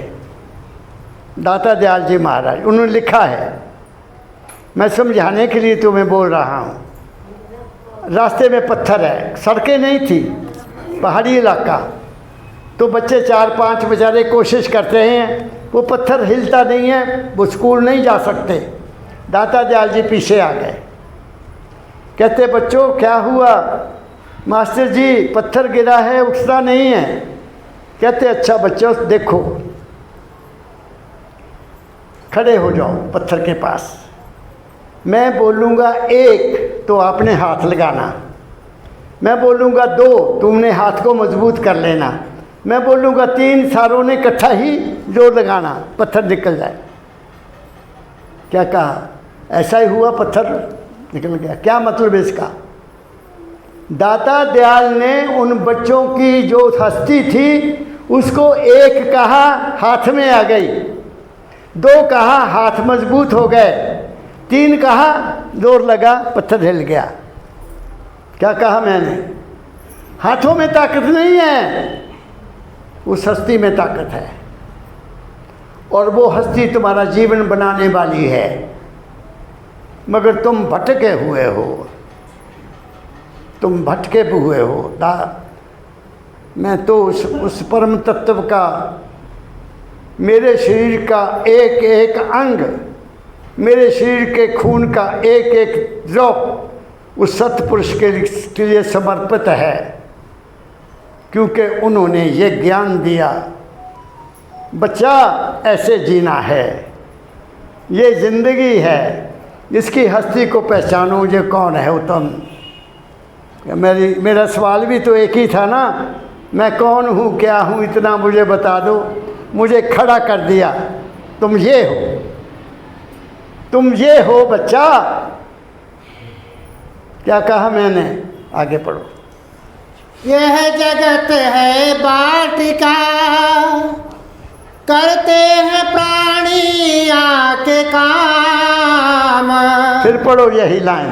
यह जगत है बाटिका, करते हैं प्राणी आके काम। अगली लाइन। कर्म के अनुसार इनके, कर्म के अनुसार इनके काटे हैं और फूल सब। दाता दयाल कहते हैं ये दुनिया क्या है, ये बगीचा है, वाटिका है, जिसमें जो जो तुम पैदा करोगे वो ही पैदा होके आपको सुख दुख देगा। ये जगत है वाटिका, करते हैं आकर दुनिया के काम, उसके अनुसार तुम्हें फल मिल रहा है। देख लो, इससे सच्चाई को इनकार कर सकते हो तुम? तुम्हारा ही कर्म सुख देने वाला है, तुम्हारा ही कर्म तुम्हें दुख देने वाला है। किसी को दोष मत दो, हाय उसने हमें तंग कर दिया ना। हो सकता है तुमने उसको तंग किया हो, तभी वो तुम्हें तंग कर रहा है, इसको समझो। तुम्हारा ही कर्म आएगा। निर्लेप होकर जियो, सबका भला मांगते हुए जियो, सबके लिए अच्छा सोचो, तुम्हारा सब कुछ भला हो जाएगा। जो केवल अपना सोचते हैं मेरा हो जाए, उसका ना हो। मुझे पता है कुछ लोग ऐसे हैं, वो क्या, किसी के लड़का अच्छी नौकरी पर लग गया है ना, तो लोग कहेंगे हाय उसके लड़के को बड़ी अच्छी नौकरी मिली है, अरे मेरे लड़के को नहीं मिली। अरे तुम खुश हो जाओ, उनके लड़के की नौकरी मिली, तुम भी तुम अपने बच्चे के लिए सोचते हो ऐसा, उसको भी नौकरी मिल जाएगी। तुम उसके लिए बुरा सोचते हो, तुम्हारे लड़के को नौकरी नहीं मिलेगी। जिसको जो मिला उसको देखकर खुश हो जाओ, किसी की खुशी में खुशी प्राप्त करो। देखने में ये आया है कोई बहुत सुखी अपने घर में, किसी की बहू बहुत अच्छी आ गई है, किसी का लड़का अच्छी नौकरी पर लग गया है, तो कई लोगों को जलन हो जाती है, हाय इनको बहू कितनी अच्छी मिली है, इनका लड़का कितनी अच्छी नौकरी के मिल गया। अरे तुम भी बहू के साथ अच्छा सलूक करो। सुनो, मैं एक बात कहना चाहता हूँ। ऐ माताओं, तुम्हें कह रहा हूँ, मैं दुनिया के दुख सुनता हूँ, बहुत सुख सुनता हूँ मैं। लड़की की शादी हो गई, अपने ससुराल चली गई, सुखी है, लेकिन लड़की की माँ उसके पीछे चलती है, उसको दखल देती है। तू क्या कर रही है? माता मैं झाड़ू दे रही हूँ। तू झाड़ू क्यों दे रही? तेरी सास मर गई? तू क्यों झाड़ू दे रही है? तू इनके झाड़ू देने के लिए गई है, फिर टेलीफोन जाएगा। बेटी तू क्या कर रही है? मम्मी मैं रोटी बना रही हूँ। वो तेरी सास मर गई? ले, उसको अपनी बेटी को अपने ससुराल में आराम से रहने नहीं देना, तो फिर उस सास का क्या हाल होगा बताइए। जब शादी बच्ची की कर दी है, उसका पीछा मत करो। तू ये कर, तू वो कर, तू वो कर, तू वो कर। यहाँ एक लड़का सुबह आया, मैं कहा शादी हो गई? जी महाराज, 2 बच्चे हैं। चल बात कर दी, कोई उनके साथ आदमी थे, उसने अगली बात नहीं कही और चले गया। जब देखा मैं अकेला बैठा हूँ फिर आ गया। मैं कहा बेटा भी तू आया था फिर आ गया। कहता महाराज जी मैं बहुत दुखी हूँ, मेरी पत्नी मुझे छोड़कर बच्चे भी ले गए, अपने माँ बाप के पास चले गए। क्यों गई? माँ ने कहा आजा, कोई बात नहीं। कहाँ का ये धर्म है? ये ठीक नहीं है। पढ़े लिखे लड़के, लव मैरिज की हुई है, साल 2 साल प्यार रहता है, फिर प्यार गुम हो जाता है। कहाँ गया वो लव मैरिज? पढ़े लिखे घर बर्बाद हो रहे हैं क्योंकि माँ पीछे बैठी है। कई बच्चे ऐसे हैं जिनकी शादी नहीं हो रही, मेरे मिलते हैं 36 साल के हो गए। आपने क्यों नहीं शादी की? पिताजी लड़की तो मिल गई थी लेकिन माँ कहती इसके साथ शादी नहीं करनी। लो, लड़का मिल गया, पता नहीं कैसा लड़का है, तू रहने दे, और लड़का देखेंगे। 42 साल के हो गए, दिल्ली में है, मेरे को जानते हैं। माँ बाप ने ही शादी नहीं होने दी। क्या है दुनिया, क्या है दुनिया? ये बच्चों की भावना को नहीं जानते। बच्चों की भावना को जानो। लड़की की शादी हो गई, उसको कहा बहू बेटा अपने, वो तेरी माँ है, वो तेरे पिता है और वो ही तेरा पति है, तेरा घर वो है, बस इससे ज़्यादा हम दखल नहीं देंगे। और जिनके घर में वो लड़की गई है उस माता को भी मैं कहूँगा जो बहू आई है उसको अपनी बेटी बना लो। तुम बेटी बना लोगे सुखी रहोगी। क्या कहा? मैं तो अपनी जानता हूँ। मेरे 3 बच्चे हैं, 2 बहुएं मेरे पास रहती हैं, कभी झगड़ा नहीं है। बेटी करके बुलाते हैं, बेटी है। क्या कहा मैंने? पहले दिन से कहा तुम बेटी हो। मैं अपनी पत्नी को कहा करता था ये बेटियां हैं हमारी, और वो इतनी इज्जत करती हैं। अब भी मत्था टेकती सुबह उठकर, पहले फिर ड्यूटी पर जाती हैं। तुम्हारा व्यवहार ठीक है, बच्चों का व्यवहार ठीक हो जाएगा जब तुम ही उनको बुरी तरह देखोगे।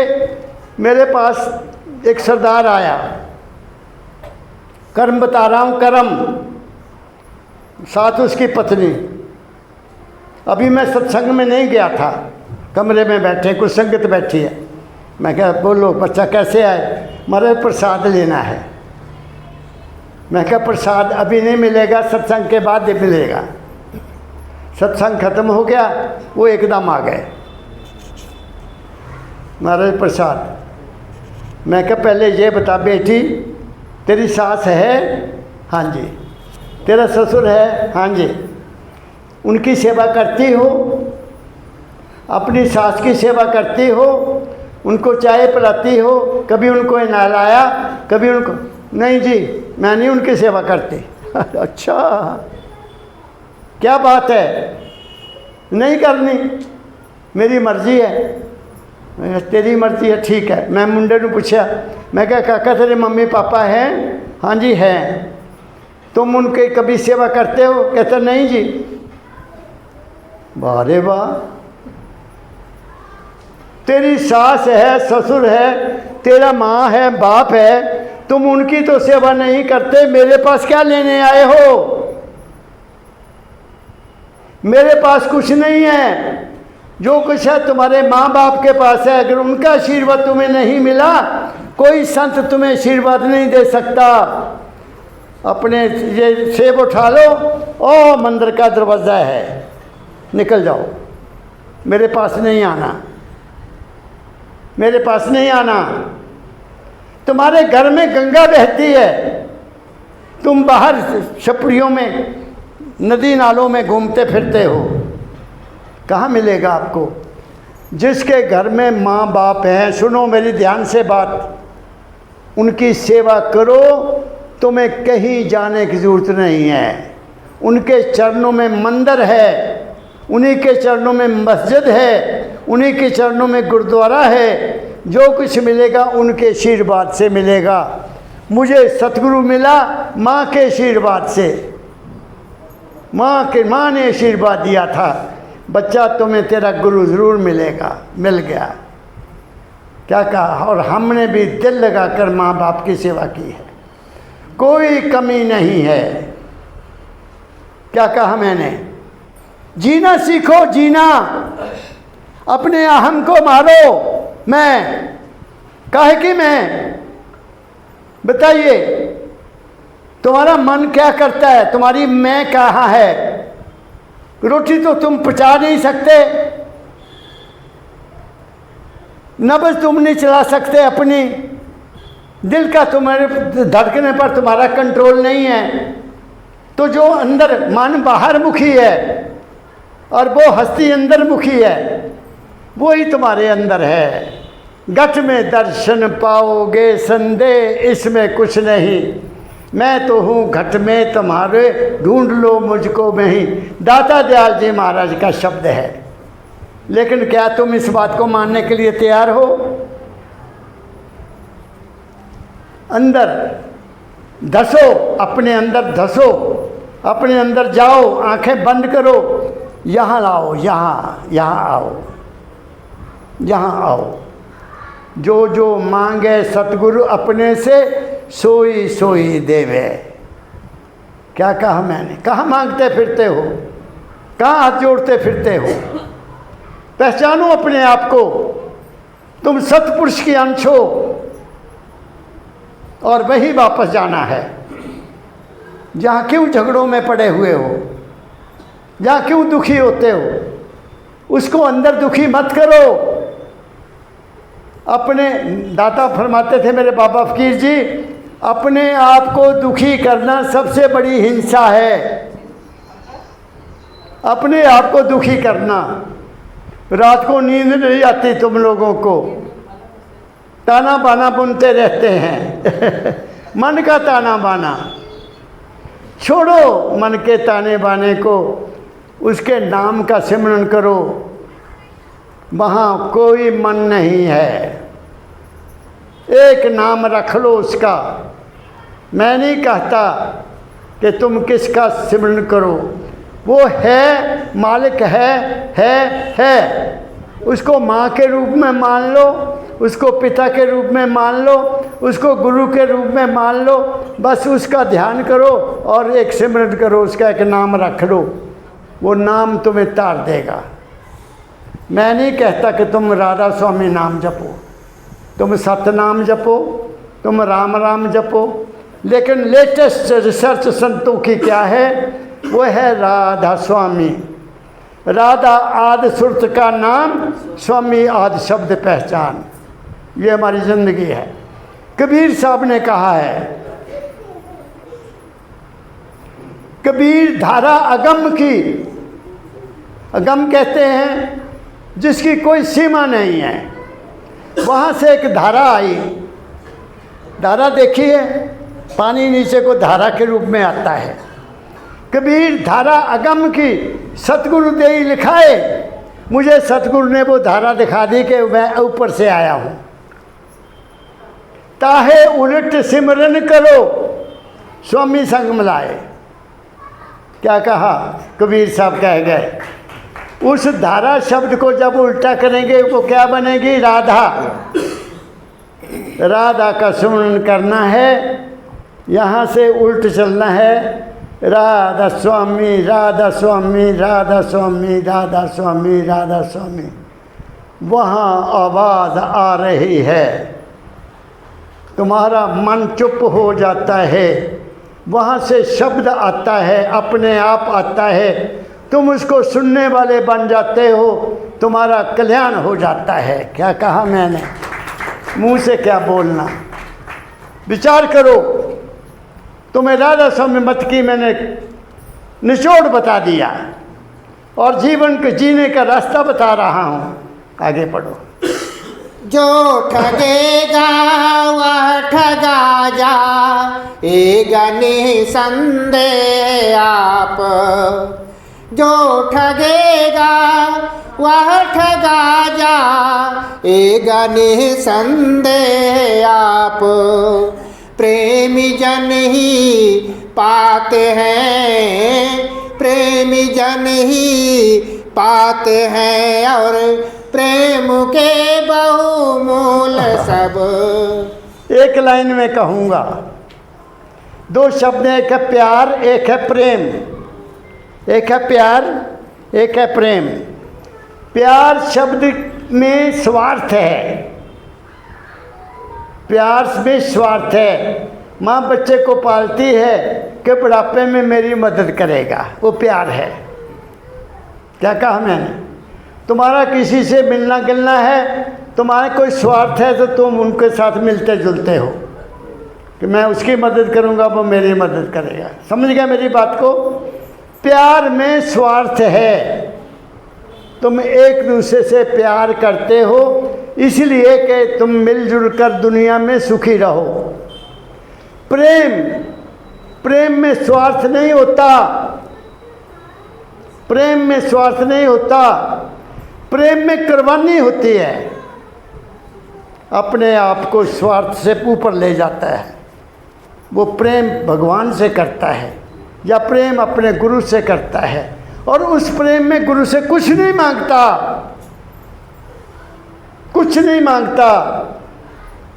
ये एक बालक आपके सामने बैठा है, मैं अपने आप को बालक कहता हूँ।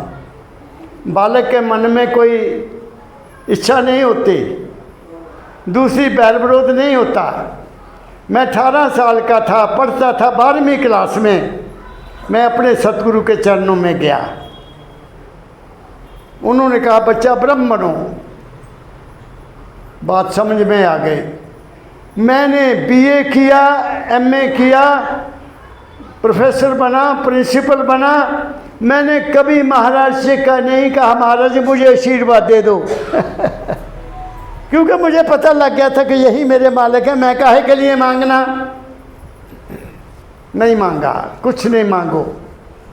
अभी आपको एक शब्द सुनाया, कैसी है दीवानी दुनिया, कोई कुछ मांगने आता है, कोई कुछ। अभी 5:30 से लेकर 6 बजे तक लाइन लग गई मेरे कमरे में, अपने अपने दुख रोने के लिए आ गए लोग। अरे उस दुख का इलाज तो तुम्हारे अपने पास है, तुम विचार तो करते नहीं हो, बैठते नहीं हो, तुम कौन हो? क्या कहा मैंने? तुम दुख सुख के ऊपर रहने वाले हो। ये देखो क्या कहते हैं, जिन्होंने प्रेम किया, जिस प्रेम किया तिन्हे प्रभ पाया। जिसने प्रेम किया उसी को मालिक मिलता है, जो मेरे तेरे में पड़ा हुआ उसको मालिक नहीं मिलता। क्या कहा मैंने? ये मेरा, ये मेरा, ये मेरा। मेरा क्या है? कुछ भी नहीं। कबीर कहता है मेरा मुझ में कुछ नहीं, जो कुछ है तो तेरा। इस शरीर पर तुम्हारा, इस शरीर पर तुम्हारा कोई अधिकार नहीं है। बता दो, है कोई अधिकार तुम्हारे ऊपर? तुम क्या करते हो? सांस तो तुम्हारे कंट्रोल में नहीं है, दिल की धड़कन तुम्हारे कंट्रोल में नहीं है, खाना पचाना तुम्हारे कंट्रोल में नहीं है। दब दब के खा रहे हो, फिर कहते कब्ज हो गई, किसी को बवासीर हो गई, किसी को कुछ हो गया, किसी को कुछ हो गया। अरे ए इंसान, जीना सीख ले, खाना सीख ले, देखना सीख ले, बोलना सीख ले और सुनना सीख ले, तू तर जाएगा। क्या कहा मैंने? आगे पढ़ो। अपनी करनी आप भरनी, अपनी करनी आप भरनी पड़ती है संसार में। अब सुन लो, अपनी करनी आप भरनी करती है संसार में। तुम्हारा कर्म तुमने ही भोगना है, बिल्कुल अटल है, उसको कोई बांट नहीं सकता। बीमारों का हाल देखो, चारपाई पर लेटे हाय हाय कर रहे हैं, कोई उसका दुख ले सकता है? नहीं। हॉस्पिटलों में जाओ, बुरा हाल है। अरे आज से 50 साल पहले, 60 साल पहले हम जब पढ़ते थे स्कूल में, जो कॉलेज में, एक हॉस्पिटल होता था, सिविल हॉस्पिटल, या हकीम होते थे गांव में, नब्ज देखते थे, दवाई देते थे। अब इतने हॉस्पिटल क्यों खुल गए? एक डॉक्टर सब कुछ जानता था, अब हार्ट का अलग, दिमाग का अलग, कान का अलग, आँखों का अलग, गले का अलग, डॉक्टर अलग अलग। वहाँ जाओ जी, वहाँ गले का इलाज होगा। क्यों हो रहा ऐसा? हमारी खुराक ने हमें बीमार किया है। हमने 5 ज्ञान इंद्रियों का दुरुपयोग किया है। हमें इनके प्रयोग करने का ज्ञान नहीं है। जब देखो, जहाँ देखो, जो मिले खा लो, बस बढ़िया है, स्वाद है। ये जीना नहीं है। अरे पशु भी घास खाकर चुप होकर बैठ जाते हैं, जानवर भी अपना खाना खा के आपके घोंसले में बैठ जाते हैं। हम हैं रात को 12 बजे खाना खा रहे हैं। कब सोओगे? मैं गया राजस्थान, एक लाला जी आ गए, बड़े अमीर, बहुत अमीर। महाराज जी, मन में शांति नहीं है। बात को ध्यान से सुनना, मन में शांति नहीं है, घर में भी शांति नहीं है। मैं क्या इलाज मैं जानता हूँ, इलाज मैं जानता हूँ, लेकिन तुम करोगे नहीं। आपके घर में कितनी मूर्तियाँ लगी हैं? ये बताओ, गिने 6-7 हैं जी, 6-7 मूर्तियाँ हैं, तस्वीरें। शिव जी भगवान की भी है, राम जी की भी है, कृष्ण जी की भी है, और गुरु जी की भी है। अच्छा, राम जी त्रेता युग में हुए, वो तुम्हारे घर में कब आ गए? भगवान द्वापर युग में हुए, भगवान कृष्ण वो कब आ गए तुम्हारे घर में? हैं? और फिर मैं जहाँ तक कह सकता हूँ, देवता आपस में लड़ते हैं। और तो और, अगर तुमने 2-4 गुरुओं की भी फोटो रखी है तो भी तुम सुखी नहीं रह सकते। केवल एक फोटो रखो, करके देख लो, करके तजुर्बा कर लो। आप अपने घर में केवल एक फोटो रखो, सभी कर्मों में एक कमरा, एक ही फोटो रखो, तुम्हारे सहायता होती रहेगी। क्यों मैं कह रहा हूँ? ये मैं क्यों कह रहा हूँ? मेरा तजुर्बा है, बहुत साल हो गए। एक आदमी ने अपने घर में सत्संग रखा। दुखी आदमी सत्संग रखता है कि शायद हमारे घर में सत्संग होगा तो सुख हो जाएगा। क्या कहा मैंने? सत्संग हुआ, लोगों ने खाना खाया। महाराज जी, दुकान पर चलना, हमारी दुकान चलती नहीं है, रेडीमेड है और बड़ा सामान है, चलती नहीं है। मैं कहा अच्छा चलो। हम पैदल चले, उनकी दुकान पर पहुंच गए। जाते ही मैंने देखा फोटो लगी है, 1 2 3 4 5। मैंने कहा तुम्हारी दिमाग एकदम फेल हो जाएगी। कहते महाराज क्या बात है? मैं कहा ये जितनी फ़ोटो लगी हैं, इसमें किसकी जिम्मेदारी है तुम्हारी मदद करे? बताओ। कहता जी क्या हुक्म है? मैं क्या, अगर तुम बाबा फकीर को भी नहीं मानते, उस फोटो को भी उतार दो। जिसको मानते हो उसको रखो एक को, बाकी सारी फ़ोटो उठाकर नदी वहाँ चलती है उसमें डाल दो पानी में, फिर मुझे बताना। मैंने बात कही, मैं आ गया। 3 महीने के बाद वही आदमी आया सत्संग में, तो एक लिफाफा मेरी गोद में रख दिया। महाराज आपके लिए जराबें हैं, रुमाल है और क्या बनैन में। क्या मेरे क्यों लाया? महाराज जी हमारी दुकान बहुत अच्छा चलती है, हमारी दुकान अब बहुत अच्छी चलती है। बताइए क्यों चली? एक ही सादे सब सदे, सब सादे सब जाए। पकड़ा बात को? मानो। मेरे पास आगरा से एक आदमी आया, लड़की की शादी की, बहुत पैसा खर्च किया, वहाँ उसको रहना नहीं मिला, ससुर वालों ने जहर दे दिया उसको, वो बच गई। ले आए जाकर, उसने बता दिया कि मुझे जहर दे दिया, जल्दी ले आके हॉस्पिटल में डाला, बच गई। घर में शांति नहीं, दुखी। मैंने कहा, आया, जब उसने सारी कहानी बता दी, मैं कहा तेरे घर में फ़ोटो कितनी हैं ये बता। गिनने बैठ गया, ऐसे 18 फ़ोटो लगी हैं घर में। 18 ग्रह बैठे उनके घर में, वो फोटो नहीं है, ग्रह हैं। अरे एक को मानो, राम जी को मानते हो तो उसको दशरथ का बेटा मत समझो, उसको परम तत्व समझो, उसको सबसे ऊंचा मानो, उसकी पूजा करो, तुम्हारा काम बन जाएगा। मैं सुबह भी कहा, भगवान कृष्ण को मानते हो, उनको भी ये मत समझो कि वो रास लीला किया करते थे गोपियों के साथ, तुम्हारा कैरेक्टर खराब हो जाएगा। क्या कहा मैंने? उसको भी मत समझो कि गोकुल में पैदा हुए थे, वो अवतार थे, सब कुछ देने वाले थे, तब तुम्हारा कल्याण होगा।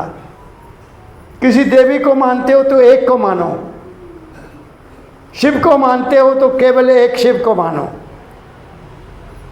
और सबसे बड़ा मानने योग्य कौन है कलयुग में?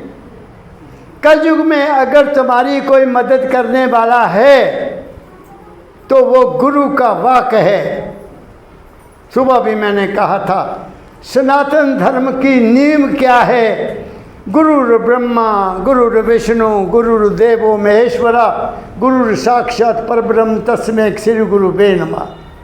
गुरु में सब कुछ है।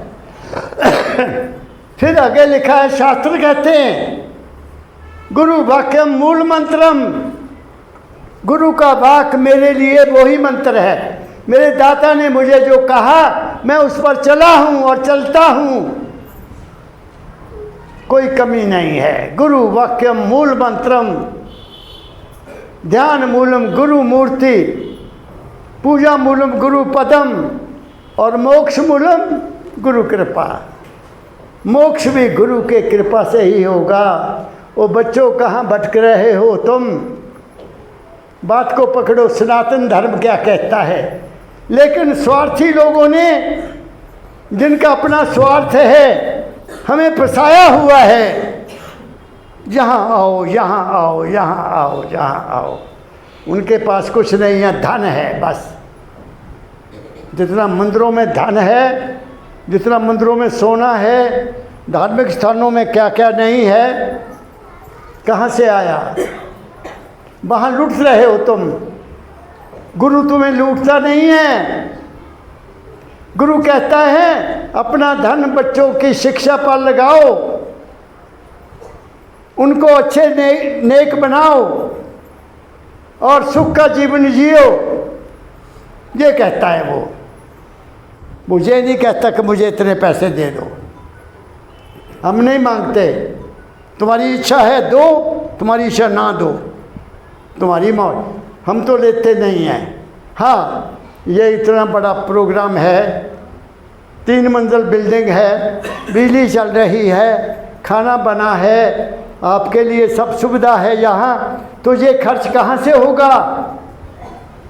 एक आदमी का नहीं काम है ये, सब मिलकर करो, सहायता करो ऐसे से कि जहाँ तुम्हें सत्य मिलता है, जहाँ तुम्हें हकीकत मिलती है, जहाँ तुम्हें असलियत मिलती है, वहाँ मदद करो, तुम्हारा भी कल्याण हो जाएगा और ये हमारा सेंटर भी ठीक चलेगा। क्या कहा मैंने? मानवता मंदिर में तो इतनी कृपा है मेरे दाता की कि मैं क्या कहूँ आपको। मैं सुबह भी बताया था, कोई कमी नहीं है। जो जो मांगे सतगुरु अपने से सोई सोई देवे। अपने सतगुरु से मांगो। क्या कहा मैंने? क्यों इधर पुट भटकते फिरते हो? मिट्टी की मूर्ति ने तुम्हें क्या देना? कर्म जो जो करेगा वो तो भोगना पड़ेगा। बहुत कुछ कह रहा हूँ मैं, आगे पढ़ो। किस भरम में तू पड़ा, किस भरम में तू पड़ा, औरों की बातें छोड़ दे। किस भरम में तू पड़ा, औरों की बातें छोड़ दे। काम में लग अपने कर ले, कर्म निज अनुकूल सब। दाता दयाल मेरे सदगुरु को लिखते हैं, तू दुनिया की बात क्या करता है? तेरे पिता ने अपना कर्म भोगना है। इन बातों को छोड़, अपना काम कर, अपनी ड्यूटी कर, अपने बच्चों को पाल। क्या कहा मैंने? यही कह रहे हैं ना। दूसरों की बात करना छोड़ो, वो क्या देंगे? कुछ नहीं देंगे। अपना मन खराब करोगे दूसरों की बातें करते। छोड़ो, आंख बंद। ये दुनिया देखने के काबिल नहीं है। मैं क्या कह रहा हूँ? अगर कुछ देखना है, अपने बच्चों को देखो, अपने घर के लोगों को देखो, उनको जीना सिखाओ, उनकी सेवा करो। अगर धन है तो धन उनके लिए खर्च करो। ये नहीं कि मालिक ने दिया है खाने को तो होटल में खाओ, कोई बात नहीं। क्या कहा? सुनो, मैं एक बात सुनाता हूँ। मैंने देखा है, मैंने सुना है। घर में पत्नी बैठी इंतजार कर रही है। पति रात को 11 बजे आता है, खाना खा के आता है, होटल से यारों से दोस्तों से मिलकर आता है। अब वो 2 घंटे 3 घंटे जो औरत गड़ी बैठी है घर में, उसके मन की क्या हालत होगी? तुम नहीं इंतज़ार कर सकते। तुम इस बात को एहसान नहीं कर सकते कि उसका क्या मन है। मैं तुम्हें बताता हूँ। मैं कॉलेज में था तो मेरे प्रोफेसर दोस्त, उसके भाई के लड़के की शादी, अपनी बीते बताने लगा हूँ। मुझे कहता, कमल जी, वो भाई ने आपको भी शादी में बुलाया है रात को। मैं कहा, पहली बात प्रोफेसर साहब, मैं रात को लेट नहीं आता घर में, मेरा टाइम है। कहता, नहीं, हमने 9 बजे आ जाना है वापस। मैं कहा, पक्का? मेरे पास ना स्कूटर था उस वक्त, ना मेरे पास गाड़ी थी, उसके पास स्कूटर था। कहता, स्कूटर पर चलना है, शगन देना, मैं वापस आ जाना है, तुसी 9 बजे घर आ जाना। मैं उसकी बात में आ गया। मैं स्कूटर पर बैठा, उसके गांव पहुंच गए। अब उसके भाई की शादी है, लड़के की शादी है। वो अंदर चला गया, मैं बाहर बैठा हूँ। मैं बाहर बैठा हूँ। खाना लग गया, खाना खा लो। 8 साढ़े 8 बजे खाना हो गया।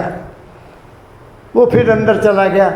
मैं बताया, मैं क्या प्रोफेसर साहब, कालिया उसका नाम था, कालिया। मैं क्या, कालिया जी आओ, टाइम हो गया, चलिए। कहता, बस 10 मिनट और, 10 मिनट और। 10 बज गए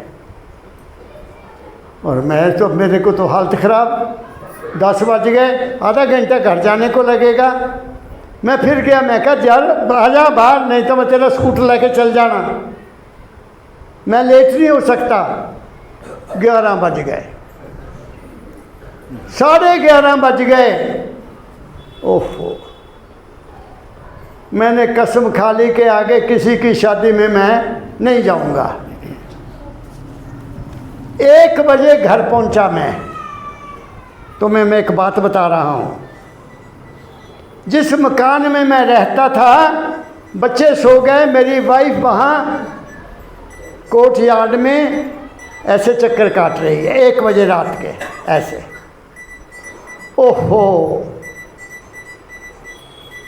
मैंने उसके अंदर की भावना को फील किया कि इस देवी को मैंने आज सजा दी है, जो मेरे लिए चक्कर काट रही का पता नहीं क्या हो गया, क्यों नहीं आए, नींद नहीं आई, रोटी भी नहीं खाई। मैं आके उसके साथ प्रण किया, अपनी पत्नी के साथ, आज के बाद मैं तुम्हें कभी इंतज़ार नहीं करने दूंगा, नेवर। मैं प्रिंसिपल बना, हर शहर में एक क्लब बना होता है, ऑफिसर क्लब। तो डीसी ऑफिस का आदमी आया कि सर आप मेंबर बनो क्लब के। मैं क्या अच्छा ज़रूर बनना होता है? हाँ जी, सब अफसर आते हैं। तो फीस बताओ कितनी? 200 रुपया। मैंने 200 रुपया दे दिया। मैं कह लो मैं आऊँगा। एक दिन मैं भी चला गया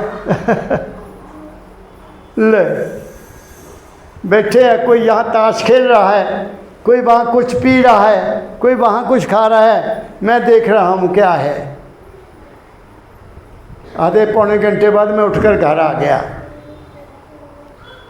घर से बड़ा अच्छा क्लब और कोई नहीं है।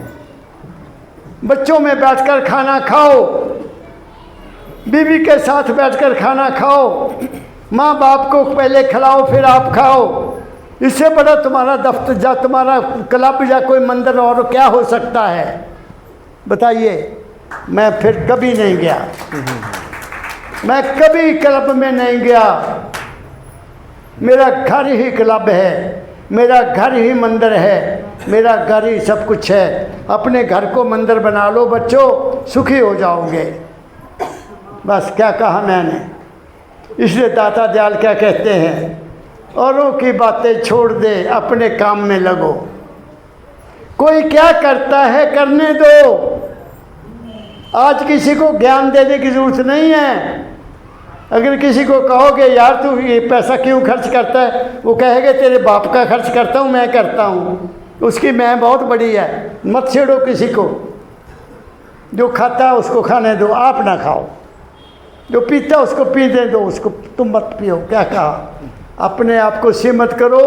आप एक बहुत पवित्र स्थान पर बैठे हैं, यहाँ से पवित्र हो जाओ। तुम्हारे लिए मैं एक सत्पुरुष की वाणी लाया हूँ और अपना अनुभव बता रहा हूँ। आज कोई कमी नहीं है। क्या कहा? मेरा सतगुरु सब कुछ देता है, वो दाता परम दयाल। मैंने कुछ नहीं मांगा बच्चों, बता रहा हूँ। जब मैं कॉलेज में दाखिल होना था मेरे पास साइकिल नहीं था। मैं रोया था कि कॉलेज में जाना है, क्या करूँ। मेरे मास्टर ने अपना साइकिल मुझे दिया था कॉलेज में पढ़ने के लिए, मास्टर ने साइकिल दिया था। और आज मेरे दाता की कृपा कितनी है कि 2 बच्चे मेरे पास, एक मैं हूँ, 3 गाड़ियाँ घर में खड़ी हैं किनकी कृपा से? जिस पर दया परम दयाल की, उसको क्या चाहिए? वो मान लो है। क्या कहा मैंने? एक बात और कह देता हूँ, अंदर नहीं रखता, बांटता हूँ। परम दयाल जी महाराज फरमाया करते थे सत्संग में कि वो मालिक मुझे ताकत दे कि मैं जब चोला छोड़ जाऊं तो मैं बताऊं मैं कहाँ गया। आम कहा करते थे महाराज। बात समझ गए? हजूर अगस्त 1981 में अमेरिका चले गए। डॉक्टर रामदेव राव आपके हैदराबाद वाले, वो उनको लेकर गए। वो मेरे भी बहुत प्रेमी हैं, डॉक्टर रामदेव राव। वहाँ महाराज जी का एक ऑपरेशन होना था, एक छोटा सा ऑपरेशन होना था। और जाने से पहले मेरे सामने सेक्रेटरी उस वक्त होते थे मास्टर मुंशी राम जी, उनको भक्त कहते थे, उनको बुलाया, मैं साथ। कहते भगत जी मैं अमेरिका जा रहा हूँ, मेरा शरीर अब बॉक्स में बंद होकर आएगा पहले बता दिया, मेरा ये शरीर अब एक बक्से में बंद होकर आएगा, उसको इस स्थान पर संस्कार करना और मेरी हड्डियों के ऊपर मानवता का झंडा लगा देना, ये उनका हुक्म है। महाराज जी चले गए। 12 सितंबर 1981 मैंने शिमला यूनिवर्सिटी में जाना था और मैं जब घर से निकलता हूँ तो मेरे सतगुरु का जहाँ स्वरूप है वहाँ खड़ा हो जाता हूँ, उनसे आज्ञा लेकर चलता हूँ कि पिताजी मैं जा रहा हूँ, इस काम के लिए जा रहा हूँ, आपकी कृपा बनी रहे, कुछ नहीं मांगता। जैसे ही मैंने बस पकड़नी थी शिमला के लिए, जैसे ही मैंने आंख बंद करके महाराज का ध्यान किया, ध्यान से सुन लो, ऐसे ध्यान यहाँ आया, अंदर से मेरे सतगुरु की आवाज़ आई, मेरे अंदर से मेरे सतगुरु की आवाज़ आई, बच्चा अब मैं सर्वव्यापक हो गया हूँ। क्या मैसेज दिया कि मैंने चोला छोड़ दिया, अब मैं सर्वव्यापक हो गया हूँ। तो मैं गया बिलासपुर पहुँचे, वहाँ अखबार ली तो अखबार में पहले पेज पर, दूसरे पेज पर महाराज जी का फ़ोटो कि महाराज जी ने चोला छोड़ दिया। मुझे बताया अब मैं सर्वव्यापक हो गया हूँ। अब उनका आशीर्वाद सुन लो, उनका आशीर्वाद, सच्चे दिल से दुआ देता है ये फकीर, उर्दू में लिखा है, सच्चे दिल से दुआ देता है ये फकीर, खुश रहो, बासेहत रहो और अमीर। आहा, 3 वरदान, खुश रहो, बासेहत रहो और अमीर। फिर क्या करो, दिल में रहे, अंदर दिल में रहे एक आस और विश्वास, कुछ नहीं और, एक आस कि वो मेरा है, विश्वास कि वो मेरा मालिक है, वो सब कुछ वो ही करने वाला है। दिल में रहे एक आस और विश्वास, तेरे अंदर है हर वक्त जाते फ़कीर। मैं तेरे अंदर हूँ बच्चा। आज कौन बोल रहा है इस आश्रम में? बाबा फ़कीर का मैसेज आपको दिया जा रहा है। क्या कहा मैंने? बहुत कुछ कह रहा हूँ। मालिक करे तुम्हारी बात एक समझ में आ जाए और तुम्हारा भटकना दूर हो जाए, तुम्हारा भटकना दूर हो जाए, तुम ठहर जाओ और तुम्हारे अंदर वो ही बैठा है। देखो अंदर, वो गया नहीं, तुम सब में वो ही विराजमान है। क्या कहा मैंने? आखिरी लाइन पढ़ दो। राधा स्वामी नाम भजे, झगड़ों से बच कर रहे सदा। अब दाता क्या कह रहे हैं कि आप राधा स्वामी नाम का सिमरन करो, झगड़ों में मत पड़ो। कोई क्या करता है करने दो, राधा स्वामी नाम जप, झगड़ों से बचकर रह सदा। जो नहीं समझा तो पढ़ना लिखना सब है, धूल सब, कोई फायदा नहीं है। अगर आप उसको नहीं समझोगे, इस बात पर नहीं चलोगे, एक नाम का सिमरन करो बच्चों। सुबह शाम 5 मिनट, 10 मिनट, आधा घंटा जल्दी उठा करो। एक संतों का वचन है, हर रात के पिछले हिस्से में, हर रात के पिछले हिस्से में एक दौलत लुटती रहती है, एक दौलत लुटती रहती है। जो जागत हैं वो पावत हैं, जो सोवत हैं वो खोवत हैं।